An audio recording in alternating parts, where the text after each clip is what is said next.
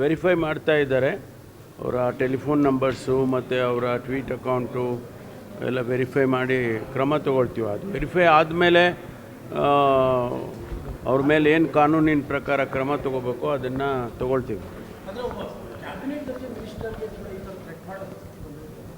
ಅಲ್ಲ, ಅದಕ್ಕೆ ನೀವು ಏನು ಉತ್ತರ ಕೊಡೋಕ್ಕಾಗೋದಿಲ್ಲ. ಆಲ್ ಓವರ್ ದಿ ವರ್ಲ್ಡ್ ಈಗ ನಮಗೆ ಒಂದು ಸಾರಿ ತಮಗೆ ಜ್ಞಾಪಕ ಇರ್ಬೋದು, ನೂರಾರು ಶಾಲೆಗಳಿಗೆ ಇಡೀ ದೇಶದಲ್ಲಿ ಬಾಂಬ್ ಇಟ್ಟಿದ್ದೇವೆ ಅಂಥೇಳಿ ಥ್ರೆಟ್ ಬಂದಿತ್ತು.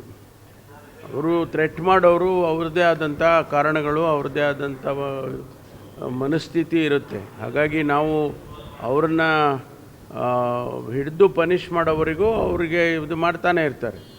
ಅದನ್ನು ಮಾಡ್ತೇವೆ ನಾವು. ಸರ್, ಈ ಪ್ರಕರಣವನ್ನು ಗಂಭೀರವಾದರೆ RSSನ ವಿಚಾರದಲ್ಲಿ ಸರ್ಕಾರ ಬಹಳ ಗಂಭೀರವಾಗಿದೆಯಾ ನಾವು ಅದನ್ನು ಚರ್ಚೆ ಮಾಡ್ತೇವೆ. ಮುಖ್ಯಮಂತ್ರಿಗಳಿಗೆ ಪತ್ರ ಬರೆದಿದ್ದಾರೆ ಪ್ರಿಯಾಂಕ್ ಖರ್ಗೆ ಅವರು. ಅದು ಅವರ ಅಭಿಪ್ರಾಯವನ್ನು ಎಕ್ಸ್ಪ್ರೆಸ್ ಮಾಡಿದ್ದಾರೆ. ಅದನ್ನು ಸರ್ಕಾರ ತೀರ್ಮಾನ ತಗೊಳ್ಳೋ ತನಕ ಅದರ ಬಗ್ಗೆ ನಾವೇನು ಹೇಳೋಕ್ಕಾಗಲ್ಲ.